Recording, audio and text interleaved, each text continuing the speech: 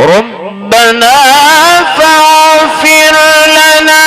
ذنوبنا وكفر عنا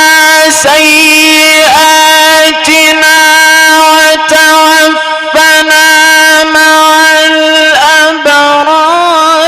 ربنا وآتنا ما وعدتنا على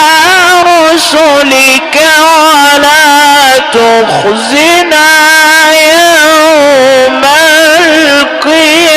القيامة ربنا وآتنا ما وعدتنا على رسلك ولا تخزنا يوم